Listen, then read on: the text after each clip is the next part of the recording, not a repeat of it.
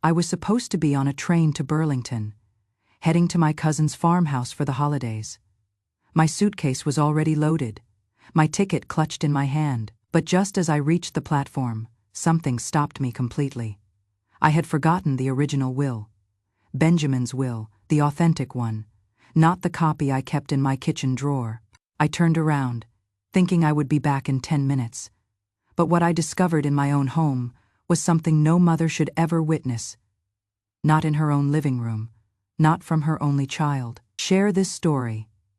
If family betrayal has touched your life, and tell me which state you are reading from, so I can see how far this truth has traveled. The autumn wind cut through my wool coat as I stood on the train platform at Burlington Station, watching passengers stream past me toward the waiting cars. My cousin Rebecca had been calling for weeks, insisting I spend Thanksgiving at her farmhouse overlooking Lake Champlain. "Eleanor, you cannot spend another holiday alone in that big house," she had said.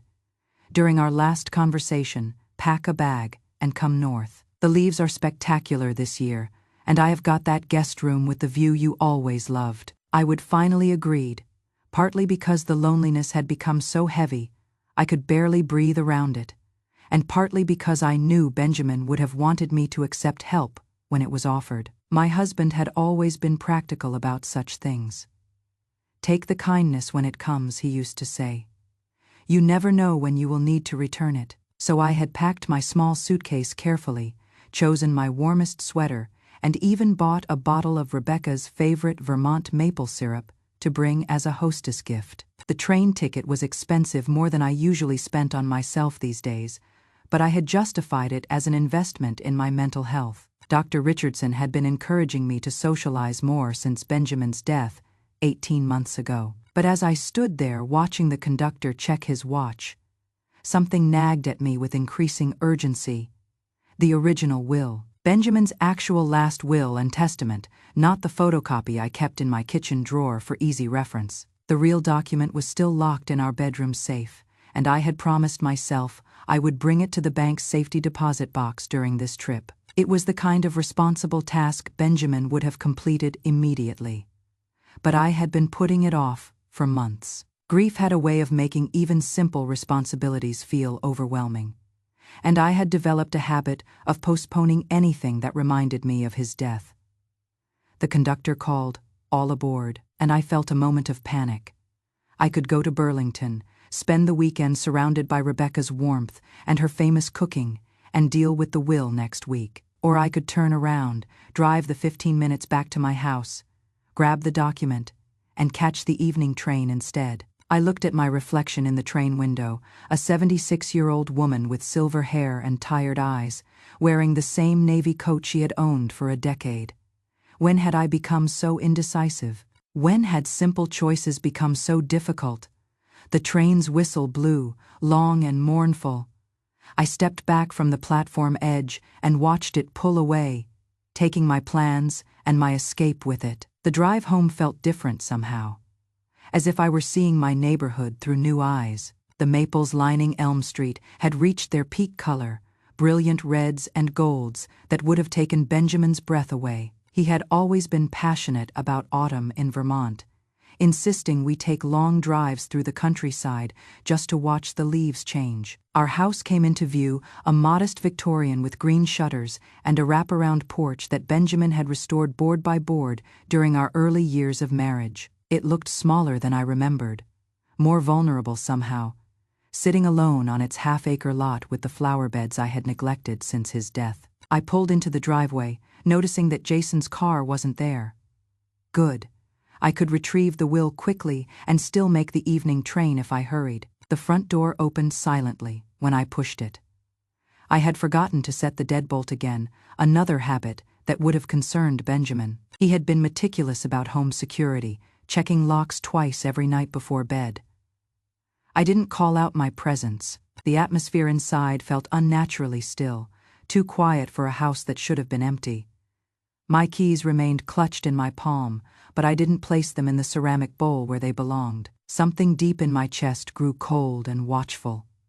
I stepped carefully into the hallway, my shoes barely whispering against the hardwood floors that Benjamin had refinished himself 3 years ago. The late afternoon light slanted through the windows, creating long shadows that seemed to shift and move as I passed. The voices emerged from the library, the small room Benjamin had used as his home office, lined with law books from his years as a municipal attorney. The voices were hushed but purposeful, calculated in their secrecy. I recognized the tone immediately. It was the same careful modulation Jason used during his business calls, when he was negotiating contracts for his consulting firm. Professional, strategic, cold. I positioned myself behind the doorframe, pressing my back against the wall, hardly daring to breathe. The wooden floors in our old house were notorious for creaking, and I couldn't risk discovery. "If she is displaying clear symptoms, we can build a compelling case," said a voice. I recognized with devastating clarity. Jason, my son, my only child, the boy I had carried for 9 months, nursed through countless illnesses, supported through college and graduate school. "She is 76 years old." Another voice responded with clinical detachment. "With proper documentation, diminished capacity isn't difficult to establish in Vermont courts." Baldwin, that was the name. The attorney Jason had introduced after Benjamin passed away, supposedly to help organize Dad's affairs and ensure everything was in order for our family's future. My heart began pounding with slow, heavy beats that seemed to echo in my ears. I couldn't see them through the doorway, but I could sense the shape of their conspiracy taking form in the room where Benjamin used to read his evening newspapers. They were discussing guardianship proceedings. About me, about my mental competency, about taking control of my life as if I were already an invalid. Jason continued with chilling precision, his voice carrying the same tone he had used as a child when explaining why he had broken something valuable. "I have already begun documenting specific incidents over the past 6 months. She has been misplacing important items, keys, bills, medication. She is repeating conversations we have already had. She barely managed her tax preparation this year without help." I wanted to step forward, to shout his name in disbelief, to demand an explanation for this betrayal. But instead, I retreated carefully, placing each foot with deliberate precision to avoid the floorboards I knew would groan under pressure. Baldwin's voice continued. "We will need medical opinions, of course. Has she seen her physician recently? Any documented memory issues or cognitive decline?" "Not formally documented," Jason replied. "But I can work on that. Dr. Richardson has been her doctor for years. He has mentioned that she seems more confused lately, asking the same questions multiple times during appointments." The lie hit me like a physical blow. Dr. Richardson had never said anything of the sort. In fact, during my last visit just 2 weeks ago, he had complimented me on how well I was managing after Benjamin's death. "What about the financial aspects?" Baldwin asked. "The house, the investments, the pension accounts?" "Everything substantial," Jason said, and I could hear the satisfaction in his voice. Dad was very conservative with money, very careful about building assets. The house alone is worth at least $400,000, maybe more in this market. Plus, there is the investment portfolio, the life insurance proceeds, Dad's pension that transfers to her. We are looking at close to $800,000 in total assets. $800,000. The number hung in the air like smoke from a fire I couldn't see. Baldwin made a soft humming sound, the kind lawyers make when they are calculating fees. "With that level of assets, the court will require very thorough documentation. We will need to establish a clear pattern of incapacity, preferably witnessed by multiple parties." "I have been keeping notes," Jason said. "Dates, times, specific incidents. Last week she forgot she had already paid her electric bill and wrote a second check. The week before that, she called me 3 times in one evening, asking the same question about her prescription medication." Another lie. I had called him once, asking if he remembered which pharmacy Benjamin had preferred because I was considering switching to save money on my copays. Outside, the afternoon sun cast long shadows across the yard, but everything inside me had turned to ice. The woman who had raised him, who had worked double shifts at the county records office so he could attend college debt-free, who had sacrificed her own dreams to ensure his success, was now being catalogued like evidence in a legal case. I pressed my lips together, not in anger, but in profound disbelief that bordered on shock. That was the moment something fundamental shifted inside me. Not shattered, not yet, but the warmth in my chest, what remained of it after Benjamin's death, began to freeze solid. Baldwin continued, "We will need to move carefully. Vermont has strict elder protection laws, and if she has any allies, friends, other family members, they could complicate things significantly." "She doesn't," Jason said with casual certainty. "Dad's death really isolated her. She stopped going to church, dropped out of her book club, rarely sees anyone except me. Her sister lives in Florida now, and they barely talk. Her cousin up in Burlington is the only close relationship left, and Rebecca's never been involved in Mom's financial affairs." He was right, and that realization cut deeper than his lies. When had I become so alone? When had my world shrunk to such a small circle that my son's betrayal could proceed without witnesses? "Perfect," Baldwin said. "Isolation actually works in our favor. Fewer people to question our assessment of her condition." I heard the rustle of papers, the sound of briefcase latches clicking open. "I will need you to start documenting everything more formally," Baldwin continued. "Written observations, dates, witnesses when possible.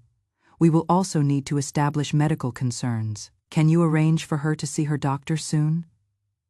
"Already planned," Jason replied. "I told her I was worried about her memory, suggested she might want to discuss it with Dr. Richardson. She agreed to make an appointment next week."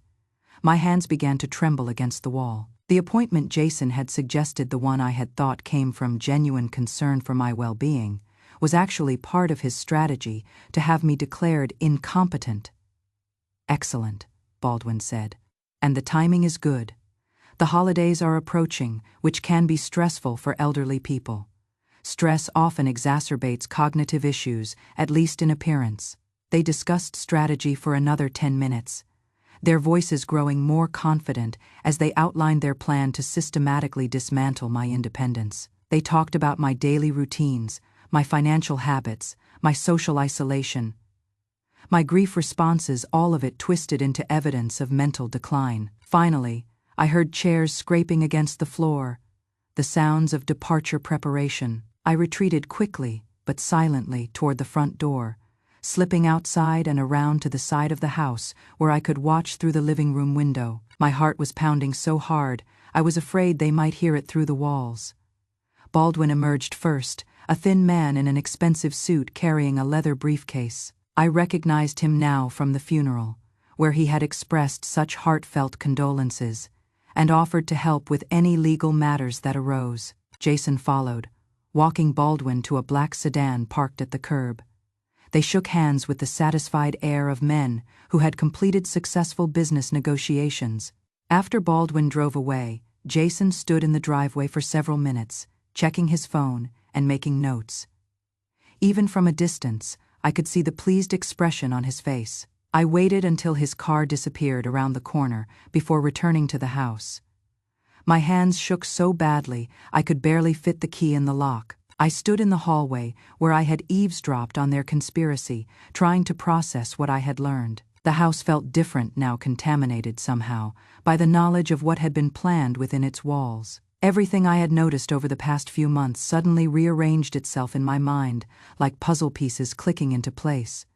Jason's increased attention to my daily routines, his subtle questions about my memory and decision-making, his offers to help with financial matters I had been managing perfectly well alone. I remembered when he had insisted on reviewing my checkbook register last month, claiming he wanted to make sure I wasn't being taken advantage of by scammers. When he had suggested I might want to consider automatic bill payments to avoid confusion. When he had recommended I think about simplifying my investment portfolio because it was getting too complicated for someone my age. Every conversation, every suggestion, every expression of concern had been part of a calculated campaign to prepare for this moment. I walked to the kitchen and sat heavily at the table, where Benjamin and I had shared breakfast every morning for 37 years. The afternoon light was fading, casting the room in shades of gray that matched my emotions. The original will, the document I had returned home to retrieve, sat forgotten on the counter where I had placed it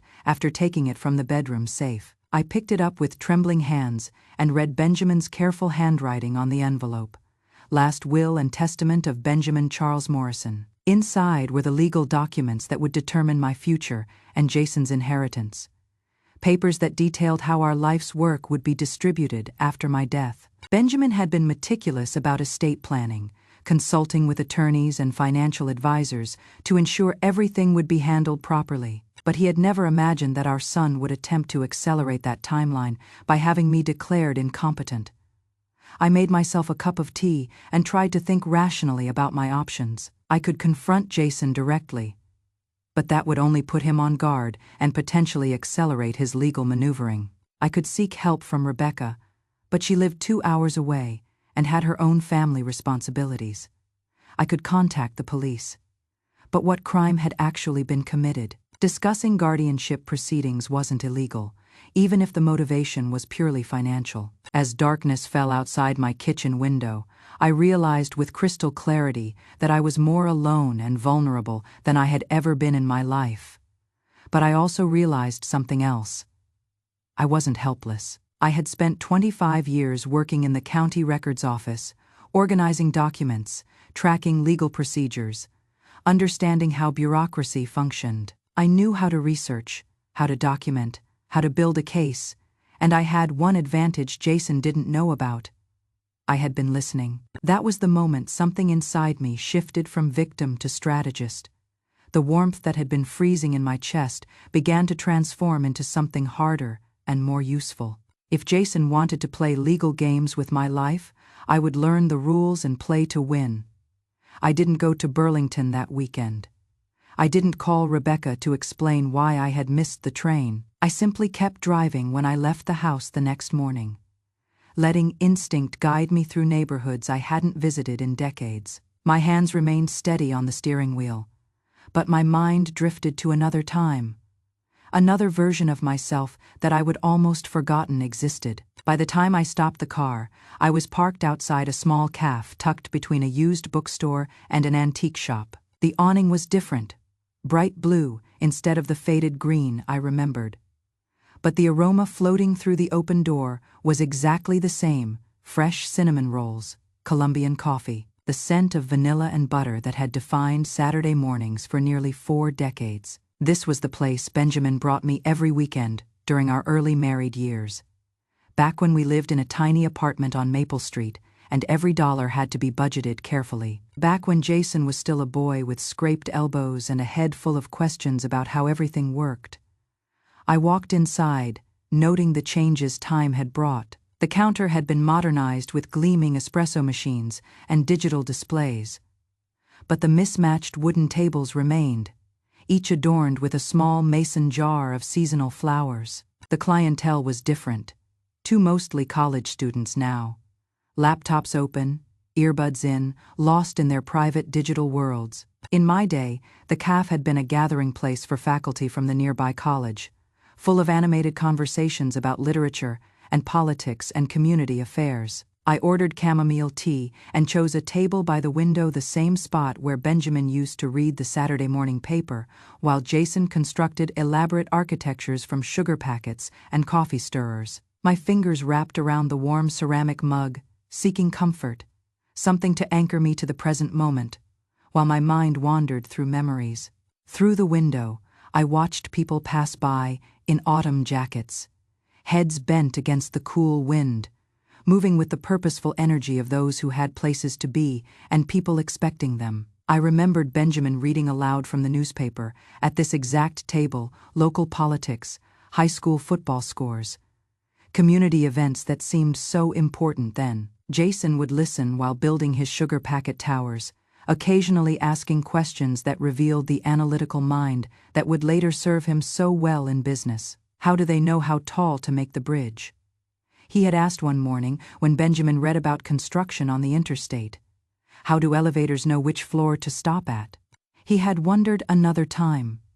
He didn't want simple answers. He wanted detailed explanations, blueprints, the engineering principles behind everyday miracles, and I provided them willingly, proudly. I brought home technical books from the library and highlighted relevant passages with yellow marker. I enrolled him in science camps and robotics clubs before he even expressed interest. He was genuinely curious then, not entitled. He asked questions because he wanted to understand the world, not because he wanted to control it. Somewhere between that inquisitive boy and the man I would overheard yesterday, something had fundamentally changed in his character. Not overnight, not suddenly, like water slowly coming to a boil. The transformation had been gradual, then explosive.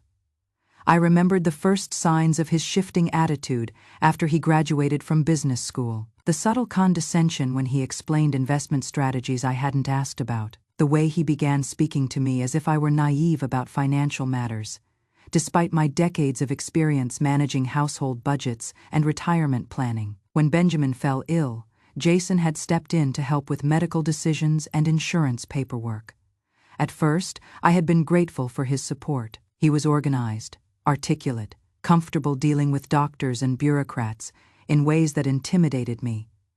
But gradually, his help had evolved into something else. He began making decisions without consulting me, signing documents on my behalf, speaking for me in situations where I was perfectly capable of speaking for myself. I had noticed the warning signs, but I had given him the benefit of the doubt.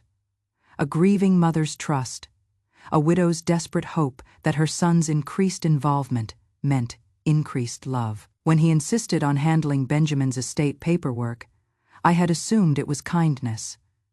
When he replaced our longtime accountant with a firm he recommended, I had thought he was being helpful. When he set up automatic bill payments and online banking to make things easier, I had been grateful for his technical expertise. Now I understood that every gesture of helpfulness had been a step in a carefully orchestrated plan to gradually take control of my life and finances. I left the cafe after finishing only half my tea. The taste lingered bitter on my tongue, not from the herbs, but from the residue of betrayal that seemed to coat everything now. Outside, the sky had darkened to pewter gray, heavy with the promise of rain. I zipped my jacket up to my neck and stood still for a moment, feeling the weight of my new knowledge settling around me like a heavy cloak. I wasn't ready to return home yet, not because I was afraid, but because I needed to remember who I had been before I started, allowing others to define my capabilities and limitations. This quiet detour through my past was the beginning of my journey back to myself.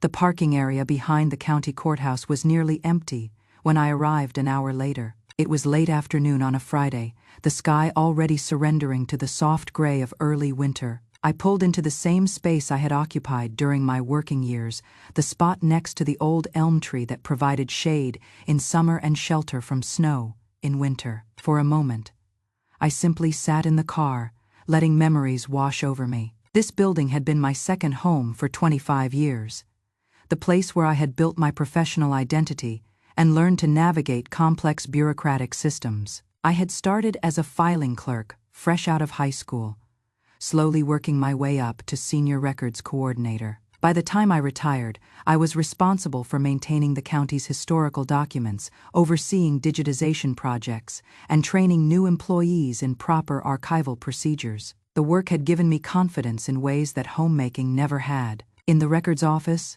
I was Eleanor Morrison, the woman who could locate any document in minutes, who knew every regulation by heart, who could solve problems that stumped attorneys and judges. I missed that version of myself.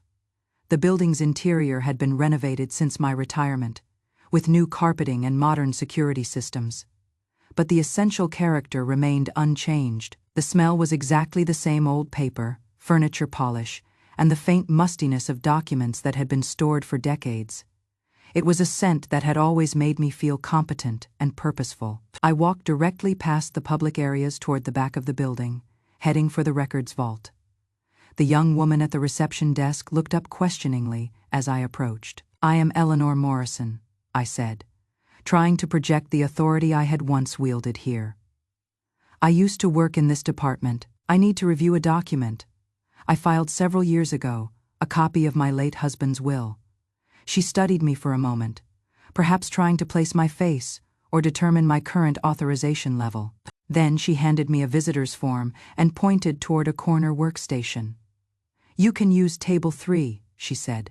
"Just let me know what you need from the files." I located Benjamin's will without difficulty. My hands still remembered the filing system I had helped design, the logical progression of folders and cross-references that made sense to me even after years away. The folder was substantial, not because of the will itself, which was relatively straightforward, but because of Benjamin's characteristic thoroughness. He had always annotated everything, adding explanatory notes and cross-references that would help me understand his reasoning long after his death. I spread the documents across the workstation carefully, scanning each page with the methodical attention I had learned during my professional years. The will was exactly as I remembered: clear, comprehensive, and designed to provide me with complete control over our joint assets until my death. Benjamin had trusted me to manage our finances, make investment decisions, and determine how our estate would eventually be distributed. There were no provisions for alternative management if I became incapacitated.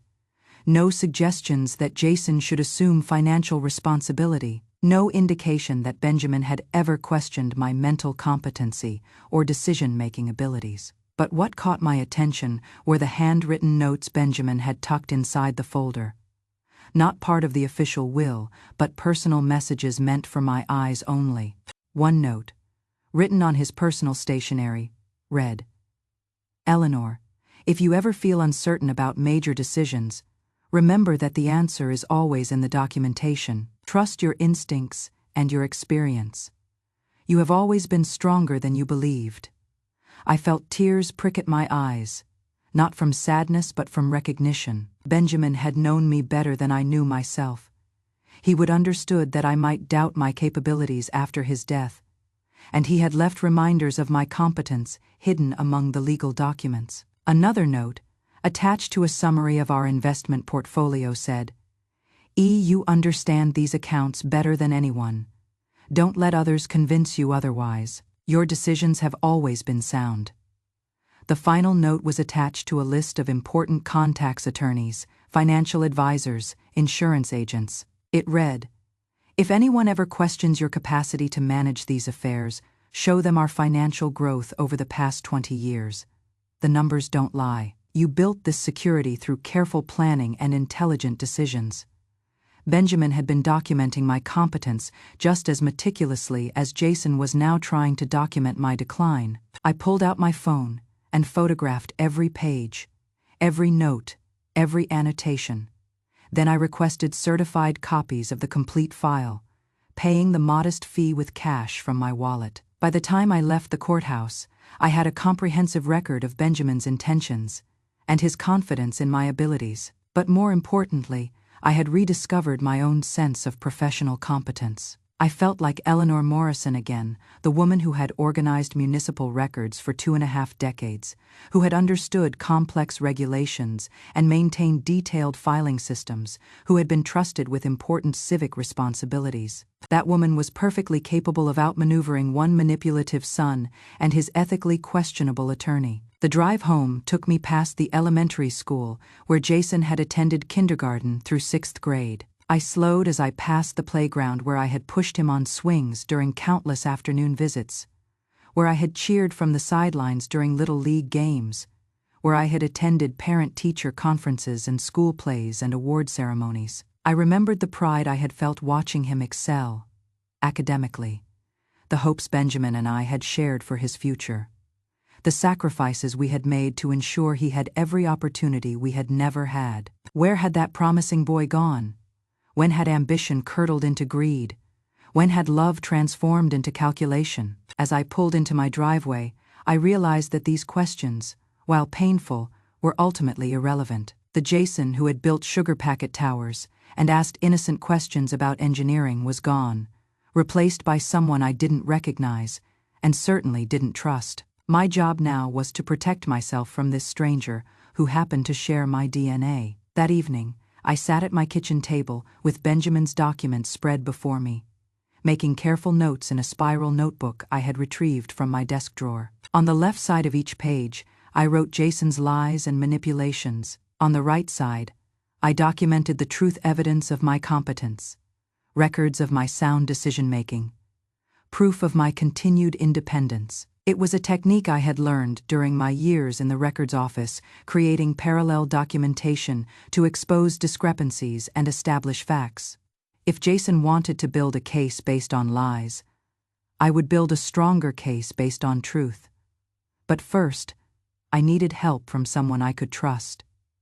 Absolutely. I spent the weekend researching Vermont's guardianship laws, using the computer skills I had learned during the county office's transition to digital record-keeping. The information I found was both encouraging and alarming. Encouraging because Vermont had strong protections for elderly citizens, requiring clear and convincing evidence of incapacity before guardianship could be imposed. Alarming because I discovered how many cases involved family members who manipulated the system for financial gain. The legal standards were specific: persistent inability to manage personal affairs, inability to make or communicate decisions, need for supervision or assistance. The petitioner had to provide medical evidence, sworn statements from witnesses, and documentation of specific incidents. Jason was systematically checking every box, but the law also provided protections for the alleged incapacitated person. I had the right to legal representation, the right to request independent medical evaluation, the right to contest any petition filed against me. More importantly, I had the right to take preventive action. Monday morning, I began making phone calls. My first call was to Dr. Richardson's office, requesting an appointment for a comprehensive mental health evaluation. When the receptionist asked about the purpose of the visit, I explained that I wanted documented proof of my cognitive abilities for legal purposes. "Mrs. Morrison," she said, "Dr. Richardson has your recent physical exam results. You tested perfectly normal on all cognitive assessments. Are you having new concerns?" "No concerns about my abilities," I replied. "But I need official documentation for legal reasons I would prefer to discuss with the doctor directly." She scheduled me for the following Wednesday. My second call was to the Vermont Bar Association, requesting a referral for an attorney who specialized in elder law and guardianship defense. They provided 3 names, and I called each office to schedule consultations. My third call was to my bank, requesting a meeting with the branch manager to review my accounts and document my financial competency. My fourth call was the most difficult, to my cousin Rebecca in Burlington. "Eleanor," she exclaimed when she heard my voice, "I was so worried when you didn't show up on the train Friday. Are you all right?" I explained that I had had to handle some urgent legal matters, but I didn't provide details. Rebecca was family, but she was also talkative, and I couldn't risk word getting back to Jason before I was fully prepared. "I may need your help with something important," I told her. "Can you keep some time available over the next few weeks?" "Of course," she said immediately. "Whatever you need." By the end of the week, I had appointments scheduled with all 3 attorneys and a comprehensive plan for documenting my mental and financial competence. I also had something Jason didn't know about: a small digital recorder I had purchased from an electronics store. It was time to start gathering evidence of his real intentions. The device was smaller than I had expected, about the size of a credit card, and thin enough to slip into the lining of my cardigan without creating a visible bulge. The salesperson had demonstrated its operation several times, showing me how the tiny red light blinked once to indicate recording had begun, then disappeared to avoid detection. "The battery lasts up to 8 hours, he had explained, "and the memory can store about 60 hours of clear audio. Everything saves automatically with timestamps." I practiced using it at home, recording myself reading from the newspaper, then playing back the crystal clear audio through the device's small speaker. The technology amazed me when I had worked at the county office. Our recording equipment had been bulky and complicated. This device looked like it belonged in a spy movie. On Tuesday morning, I prepared carefully for Jason's weekly visit. He had been coming by every Tuesday for months, ostensibly to check on my well-being, but actually to monitor my behavior for signs of decline. I made sure the recorder was properly concealed. then arranged small signs of forgetfulness around the house. Nothing dramatic, just subtle indicators that could be interpreted as confusion if someone was looking for evidence. I left the refrigerator door slightly ajar. I placed a measuring cup in the sink instead of the cabinet where it belonged.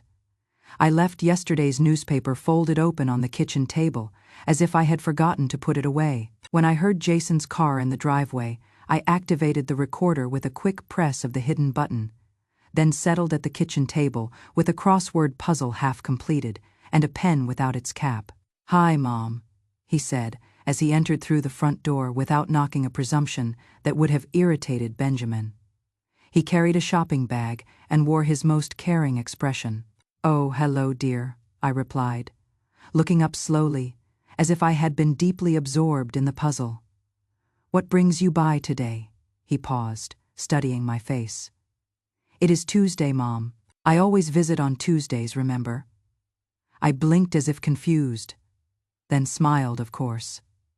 Tuesday, I knew that. He set the bag on the counter and began unpacking items: a container of soup, some crackers, a small bouquet of carnations from the grocery store. His movements were efficient, purposeful, like someone conducting an inspection. "How have you been sleeping?" he asked. The same question he had asked during every recent visit. "Oh, you know," I said vaguely. "Some nights are better than others. I keep forgetting which pills I am supposed to take before bed." His eyes sharpened with interest. "Have you been taking your medications regularly?" "I think so," I said, allowing uncertainty to creep into my voice.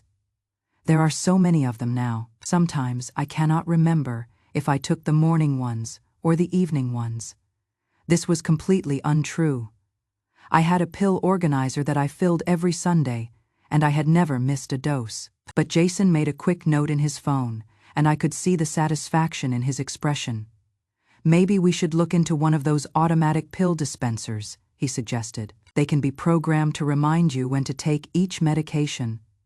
"That might be helpful," I agreed. Then changed the subject mid-sentence. "Did I tell you Mrs. Patterson from next door is moving to Florida? Or was that Mrs. Henderson? I get them confused sometimes." Another note in his phone. Another check mark on his mental list. Jason moved through the kitchen like someone conducting an inventory, his eyes scanning the calendar on the refrigerator, the stack of mail on the counter, the dishes in the sink. He was looking for evidence of confusion, forgetfulness, inability to manage daily tasks. I gave him plenty to find. "Mom, you have some unopened bills here," he said, picking up envelopes I would deliberately left sealed. "Do you want me to help you go through them?" "Oh, those," I said dismissively. "I keep meaning to deal with them. But they all look so official and complicated."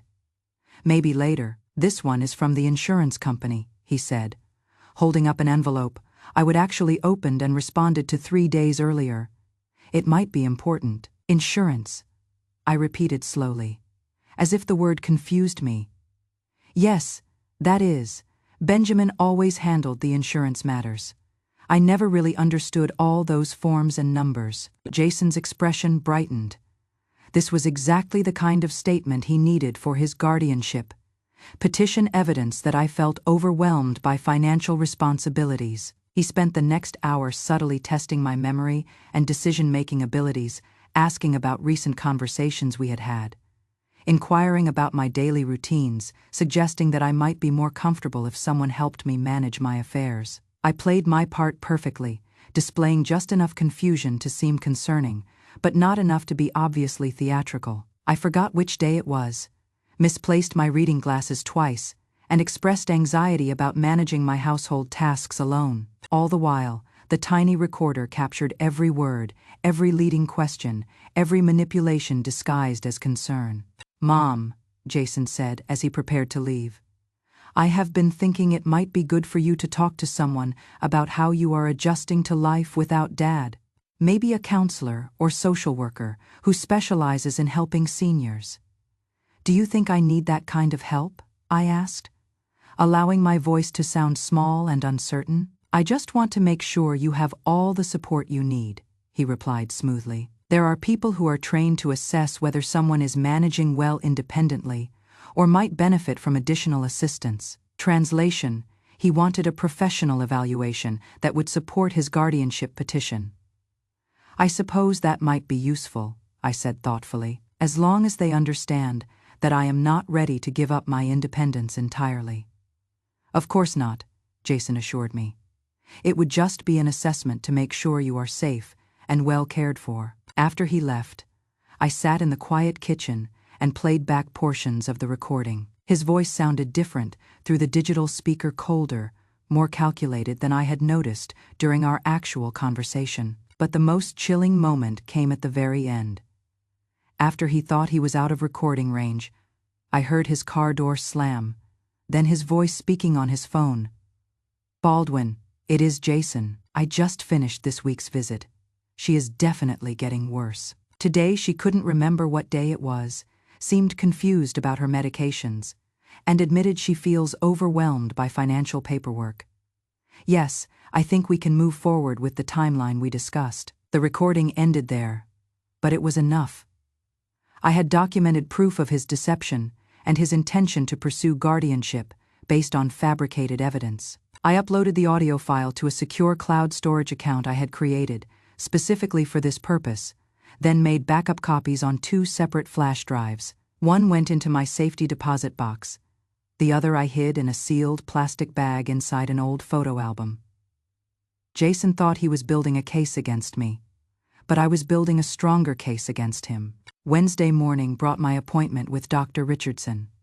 I arrived 30 minutes early and used the time to organize my thoughts and review the questions I wanted to ask. Dr. Richardson had been my physician for over 15 years, seeing me through Benjamin's illness, my own minor health issues, and the adjustment period after becoming a widow. He was a gentle man in his early 60s, with silver hair and kind eyes behind wire-rimmed glasses. "Mrs. Morrison," he said, as he entered the examination room. "Martha mentioned you wanted to discuss some concerns about your cognitive health. Are you experiencing memory problems or confusion?" "Quite the opposite," I replied. "I am concerned that someone may question my mental competence for legal reasons, and I need official documentation that I am cognitively sound." His eyebrows rose slightly. "That is an unusual request. Can you tell me more about the legal situation?" I explained about Jason's guardianship plans without going into excessive detail about the emotional betrayal. Dr. Richardson listened with growing concern, occasionally making notes on his tablet.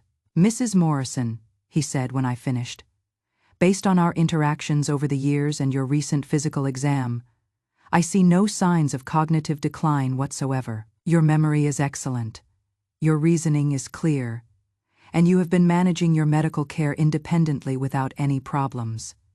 But I need that assessment in writing," I said, "with specific details about my mental competence."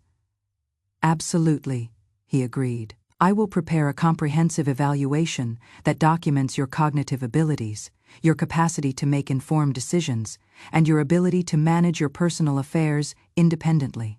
He spent the next hour conducting various mental status tests, memory exercises, problem-solving tasks, orientation questions. I performed well on every assessment, scoring in the normal range for someone my age. "Mrs. Morrison," Dr. Richardson said as he completed his notes, "you are sharper than many of my patients half your age. Anyone who questions your mental competence is either misinformed or has ulterior motives." He printed out a detailed evaluation letter on his official letterhead, complete with test scores and professional opinions. The document clearly stated that I showed no signs of dementia, cognitive impairment, or diminished capacity to make independent decisions. "If you need me to testify on your behalf," he added, "I would be happy to do so.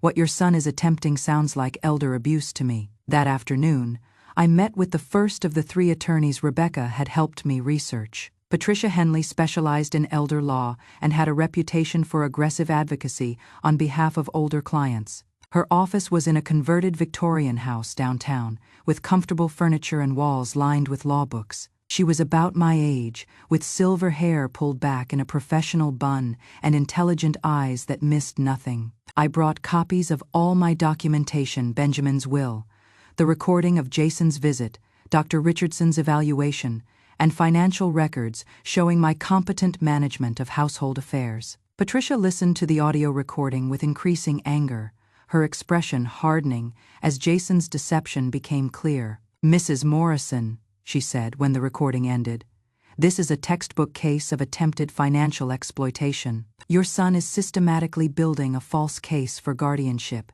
in order to gain control of your assets." "Can we stop him?" I asked. "We can do better than that," she replied. "We can expose him." Patricia explained Vermont's protective laws and the penalties for filing fraudulent guardianship petitions. She also outlined a strategy for gathering additional evidence and preparing for potential legal proceedings. "First," she said, "we will file a protective order preventing any attempt to establish guardianship without your consent and your attorney's presence. Second, we will document every instance of his deceptive behavior. Third, we will prepare a comprehensive competency file that makes his petition obviously frivolous." She also recommended that I consider revoking any existing power of attorney Jason might have, and updating my will to reflect my current intentions. "If he is willing to manipulate you while you are alive," Patricia warned, "he will certainly manipulate your estate after you are gone." Over the next 2 weeks, I worked with Patricia to build an unassailable defense against Jason's guardianship plans. We gathered financial records proving my continued competence, medical evaluations confirming my mental health, and character references from people who could attest to my independence. I also continued recording Jason's weekly visits, collecting more evidence of his manipulation and deception. Each conversation provided additional proof of his real motives and his willingness to lie about my condition. The most damaging recording came during his 4th visit, when he brought Baldwin to my house for what he called a friendly consultation. Baldwin was exactly as I had imagined, from his voice thin, well-dressed, with the calculating eyes of someone who viewed relationships as business transactions. He spent an hour asking leading questions designed to elicit responses that could be interpreted as confusion or incompetence. I played my part perfectly, giving him exactly what he expected while the hidden recorder captured his unethical behavior. "Mrs. Morrison," Baldwin said near the end of our conversation, "your son is concerned about your ability to manage complex financial decisions. Have you considered appointing someone to help with investment planning and bill paying?" "I suppose that might be wise," I replied hesitantly. "Everything seems so complicated now that Benjamin isn't here to explain things." Baldwin and Jason exchanged satisfied glances, not realizing that their entire conversation was being documented for use against them. After they left, I immediately uploaded the recording and sent copies to Patricia. Within hours, she called me back. "Eleanor," she said, "I think we have enough evidence to not only prevent guardianship, but to file a formal complaint against Baldwin for unethical conduct. No attorney should be coaching a client on how to manipulate potential testimony." "What is our next step?" I asked. "We spring our trap," Patricia replied. "Are you ready to stop being the victim and start being the prosecutor?" I looked around my kitchen, the room where Benjamin and I had planned our retirement, where I had cried after his funeral, where Jason had recently tried to manipulate me into surrendering my independence. "I am ready," I said. The confrontation took place on a Tuesday morning, exactly 4 weeks after I had first overheard Jason's conspiracy. I had invited him over for what I said was an important conversation about my future care needs. He arrived promptly at 10 of the clock, carrying his usual bag of groceries and wearing his most caring expression. Baldwin came with him, briefcase in hand, ready to present their guardianship petition. What they found instead was Patricia, sitting at my kitchen table, surrounded by legal documents and evidence of their deception. "Hello, Jason," I said calmly as they entered. "I would like you to meet my attorney, Patricia Henley." Jason's face went white. Baldwin stopped in the doorway as if he had walked into an invisible wall. "Mom," Jason said slowly, "what is going on here? I know about your plans, I replied simply. I know about the guardianship petition, the fabricated evidence, the lies you have been telling about my mental condition. Patricia stood and handed Baldwin a formal document. That is a cease and desist order preventing any guardianship proceedings based on fraudulent information. We are also filing a complaint with the State Bar regarding your unethical conduct. Baldwin's hands shook as he read the document. There must be some misunderstanding. No misunderstanding, Patricia said firmly. We have recorded evidence of your attempts to coach testimony and manipulate an elderly client. Your behavior violates multiple professional conduct rules. She turned to Jason. As for you, attempting to gain guardianship through fraud is a criminal offense in Vermont. We have documentation of your lies, recordings of your manipulation, and expert testimony regarding your mother's perfect mental competence. I watched my son's face cycle, through confusion, denial, and finally desperate anger. She is not competent, he exploded. She can barely remember what day it is. She is confused about her medications, overwhelmed by financial decisions. Actually, I said quietly, I remember everything perfectly, including the conversation you had with Baldwin in my library 4 weeks ago when you planned this entire scheme. Jason stared at me as if seeing a stranger. You were listening? I was protecting myself, I replied. Something I should have started doing much sooner. Patricia spread additional documents across the table, medical evaluations, financial records, character references, and transcripts of all our recorded conversations. Your mother has been documenting your deception for weeks, she told Jason. We have proof that every symptom of mental decline was either fabricated by you or performed by her as part of gathering evidence against you. Baldwin was backing toward the door. I had no knowledge that the information was falsified. Your recordings suggest otherwise, Patricia said coldly. You coached Jason on what evidence to gather and how to present his mother's condition in the worst possible light. I stood up slowly, feeling stronger and more confident than I had in months. Jason, I said, I want you to understand something clearly.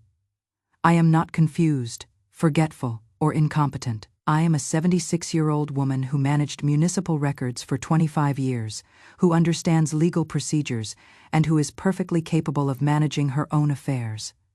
But Mom, he started, I am also a woman who loved her son enough to work 2 jobs to pay for his education. I continued, who sacrificed her own dreams to ensure his success, who trusted him completely until he proved that trust was misplaced. The room fell silent except for the ticking of the kitchen clock and the sound of Baldwin's increasingly rapid breathing. What happens now? Jason asked quietly. Patricia answered for me. That depends on your mother's wishes. We could pursue criminal charges for attempted fraud and elder abuse. We could sue for damages and legal fees. Or we could accept your agreement to cease all guardianship efforts and maintain appropriate boundaries going forward. I looked at my son, this stranger, who had inherited my eyes and Benjamin's stubborn chin, but none of our values, and made my decision. I want you to leave my house, I said calmly. I want you to abandon any plans to control my life or my finances.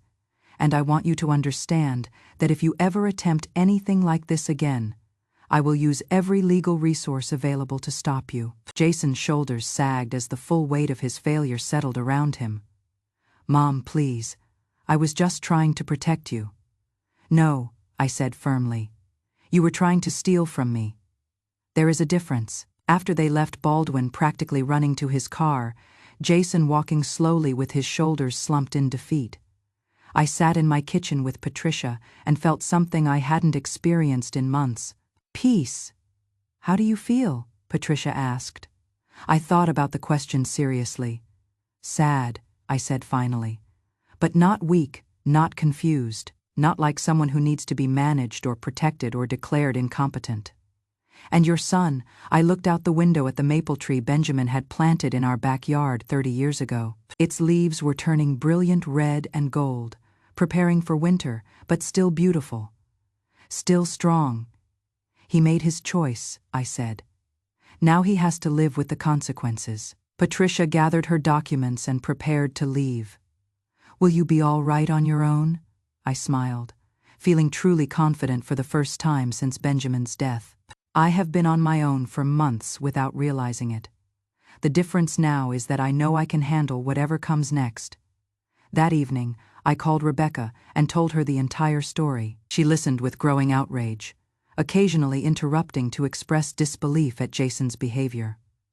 "Eleanor," she said when I finished, "I am so proud of you for fighting back, but I am also sorry you had to go through this alone." "I wasn't alone," I replied. "I had Benjamin's memories and his confidence in me.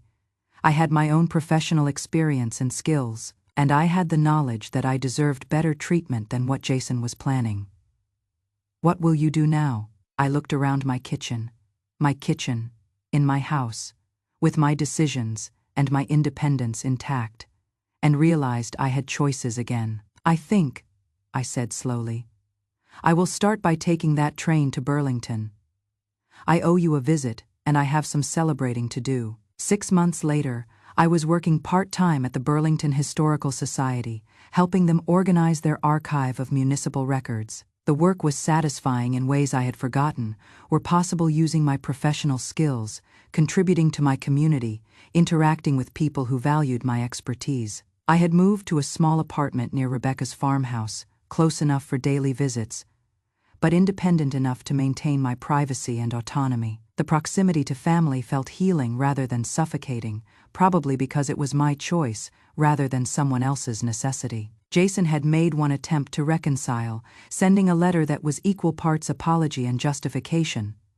I would read it once, filed it with my other legal documents, and moved on. Some betrayals are too fundamental to forgive, and I had no interest in pretending otherwise. The inheritance that had motivated his deception would eventually pass to local charities that supported elderly independence and elder abuse prevention. It seemed like a fitting way to honor Benjamin's memory and ensure that our life's work would help protect other vulnerable seniors. I would also started writing, not a memoir exactly, but a practical guide for elderly people who might face similar manipulation from family members.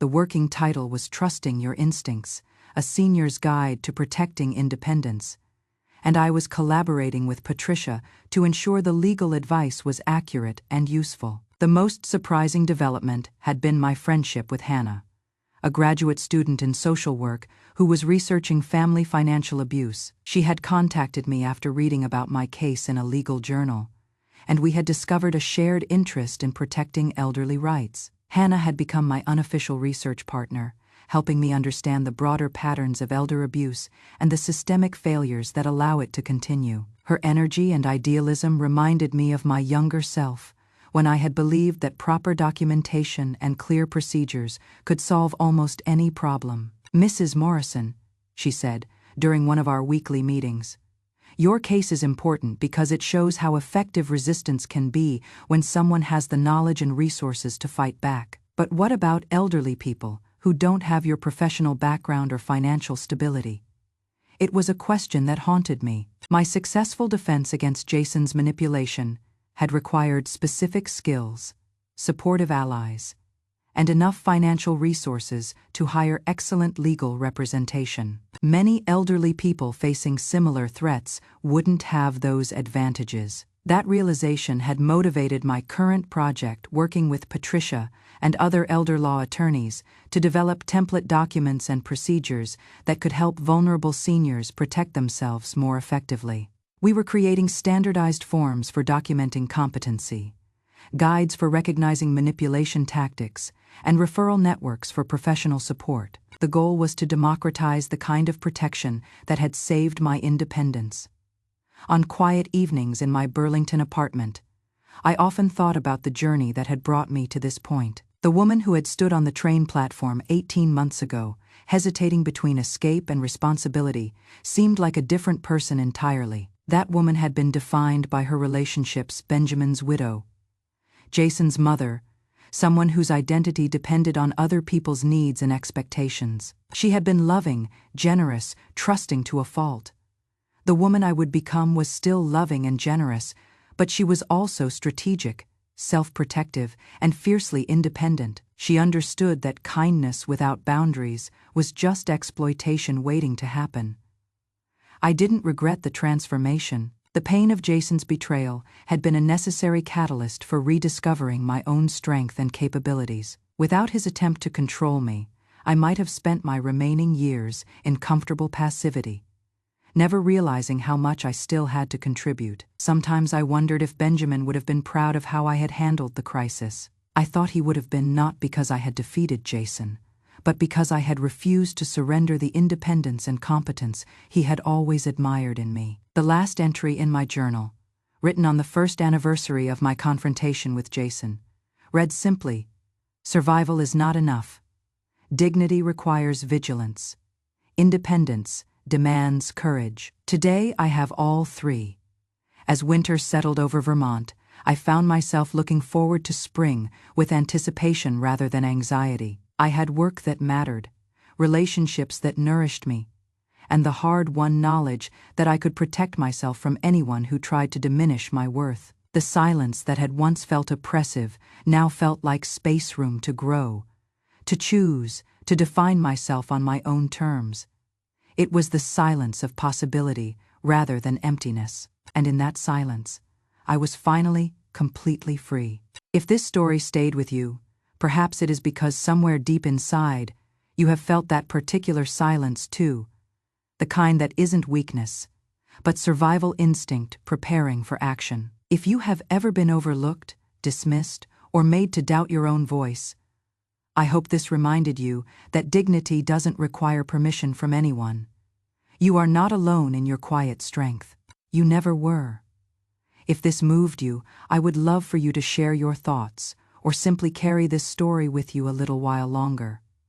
Thank you for listening until the very end.